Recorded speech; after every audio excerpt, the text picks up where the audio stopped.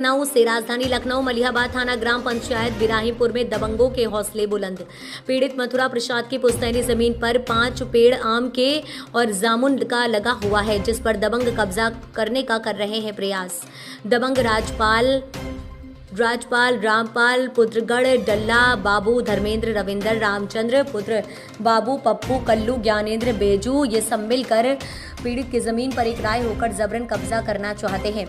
ये सभी लोग एक राय होकर लड़ाई झगड़े पर आमादा हो जाते हैं। पीड़ित को मां बहन की गालियां देने लगते हैं। ये सब मिलकर प्रार्थी को जान से मारने की धमकी देते हैं। दबंगों ने पीड़ित राधेलाल को बिराहीपुर पुल पर आकर अकेले पाकर लाठी डंडों से इतना मारा कि उनकी कर फट गया, मगर मलिहाबाद न दे पा रही पीड़ित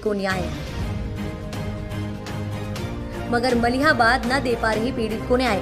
पीड़ित जिसकी शिकायत दिनांक 2/10/2023 को समय लगभग 10 बजे थाना को दी जाती है। पीड़ित को पत्रकार इतना हड़काता है। पत्रकार फहीमुल्ला पीड़ित को इतना डराया और धमकाया जाता है कि पीड़ित वहां से वापस चला आता है मलिहाबाद थाना। अब मलिहाबाद थाने में किस पर होगा मुकदमा, किस पर होगी कार्यवाही, अब थाने में वही होगा जो पत्रकार फहीमुल्ला कहेंगे। दबंग ज्ञानेंद्र पुत्र बैजू ने सरकारी जमीन पर खड़े नीम के पेड़ को रातों रात काट डाला एवं घर के बगल में लगा हैंडपंप जिसमें दबंगों ने समरसेबिल डाल रखा है। पीड़ित पद्मा देवी पत्नी बच्चालाल 16/7/2022 लगभग 7:45 पर पीड़ित बबलू अपने एक घर से दूसरे घर खाना खाने के लिए जा रहा था। तभी रास्ते में दबंगों ने नौमी लाल अरविंद रामावतार व जगदेव पुत्र प्रसादी मोटरसाइकिल से आ रहे थे। क्या शुभ नाम है आपका? हमारा नाम शुभ मथुरा प्रसाद है। कहाँ के रहने वाले हैं? क्या है पूरा मामला बताइए। ग्राम बिराहीपुर, थाना मलिहाबाद, जिला लखनऊ का मैं रहने वाला हूँ।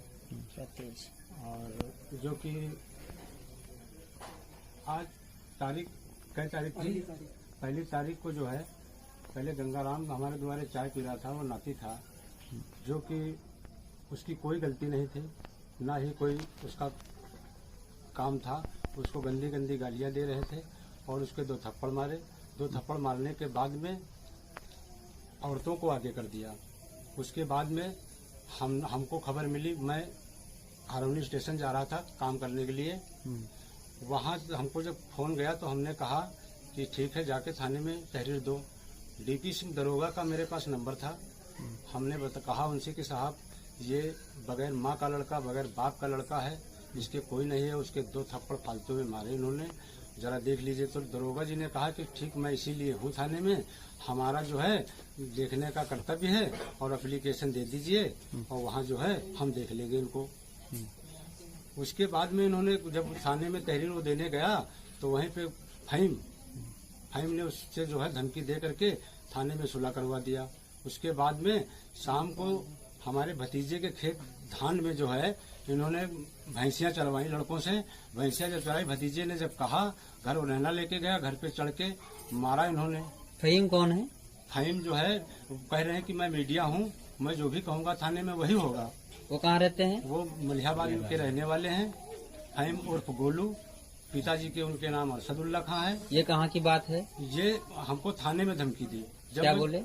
जब मैं सुबह तहरीर देने गया थाने, ये राधेलाल भी गए थे, ये लुल्हान हुए पड़े थे, इनका मेडिकल नहीं भी हुआ। वहाँ इनकी इतना फहीम के पावर था कि उसका मेडिकल जो है स्वास्थ्य केंद्र में गए और उसके बाद में 1 घंटा पहले जो है इन्होंने वहाँ से उसको वापस करवा लिया। 100 मीटर चलने के बाद उसको वापस करवा लिया, वहीं मेडिकल करवाया गया जाली।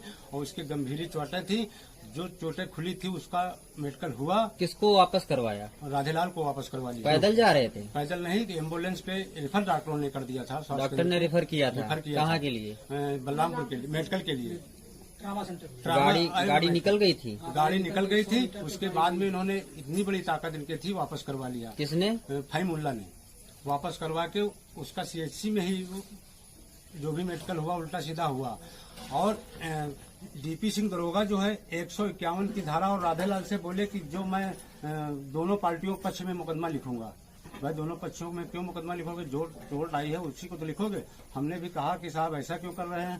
कहने लगे नहीं, ये होगा। उसके बाद में फिर मैं जो है तहरीर देने के लिए मैं जा रहा था तो मैं इंस्पेक्टर साहब के गेट पे पहुंच गया था। इंस्पेक्टर साहब के गेट पे पहुंचते ही फहीमुल्ला अंदर से निकले, कहने लगे साले फांसी की जात मादर चोत, अगर इंस्पेक्टर साहब से किसी प्रकार की शिकायत हमारे पक्ष के लोगों को की तो तुम्हारी खैर नहीं है, तुमको जो है मैं जान से मरवा दूंगा। मैं मीडिया का आदमी हूं और रेशमा से झूठा प्रार्थना पत्र दिला करके हम सब लोगों को फंसा देंगे। मैं मीडिया का आदमी हूं। मैं उस दिन से थाने नहीं गया। मैं फिर डाक द्वारा इंस्पेक्टर साहब को चिट्ठी भेजी। आज तक उस चिट्ठी का मुझे जवाब नहीं मिला।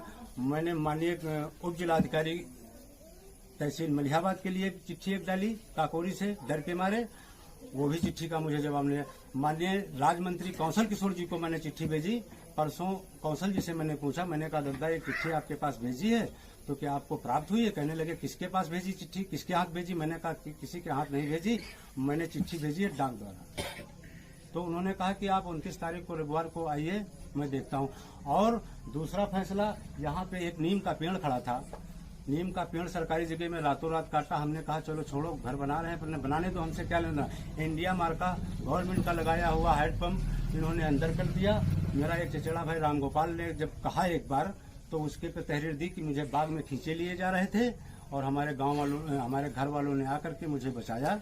वो जो सरकारी नल लगा था किसी के पट्टे की जमीन में लगा था? किसी के पट्टे में। ये जमीन जो है सर, ये जमीन जो है सुरक्षित भूमि है और मेरे ही जमीन पुश्तैनी जमीन है, मेरे बाप की लगाई हुई, जो यहाँ पे जमनी के पेड़ और आम के पेड़ थे। एक पेड़ अभी आज भी मौजूदा है और जब इनको रोकते हैं आज भी गोबर डाल रहे हैं और उसी को बंगला, उसी का जो है लड़कों ने जाकर के हमारी जमीन, जो हमारे भतीजों को मारा इन्होंने, तो लड़कों ने कहा जो हमारी ही जमीन में बांध लो, हटाओ यहाँ से। गोबर कौन डालता है? गोबर वो राजपाल की जो है वो रेशमा डाल रही है, जबरदस्ती कर रही है और कहती झूठे मुकदमे में फंसाऊंगा मैं। तो सर ऐसी ऐसी बात है, ऐसी ऐसी घटनाएं हैं। और ये बात यहाँ गांव में पुलिस आकर के विवेचना करे कि मेरे वृक्ष थे यहाँ पे या नहीं थे। हमारी उम्र के जितने लोग हैं और उससे उम्र वाले लोग सत्य हमारी न कहें न किसी की कहें। किस चीज के पेड़ लगे हुए थे? पेड़ हमारा एक जामुन का था, 3-4 पेड़ आम के थे, अभी एक पेड़ मौजूदा खड़ा है, एक पेड़ अभी मौजूदा खड़ा है। उसकी शिकायत हमने प्रभारी निरीक्षक मलिहाबाद में भी दी, कौंसल जी को दी, एसडीएम साहब को भी दी, लेकिन उसकी कोई आज तक कोई मुझे खबर नहीं मिली। अब आप क्या चाहते हैं? पीड़ित हूँ और गांव में ये ऐसे व्यक्ति हैं, गांव में विवेचना करे पुलिस, जब ये गलत पाए जाए तो ठीक है, नहीं तो मेरे पे मुकदमा लिखा जाए। अभी तक जो आपने एप्लीकेशन मलिहाबाद थाने में दे रखी थी उसका कुछ रिस्पांस आपको मिला?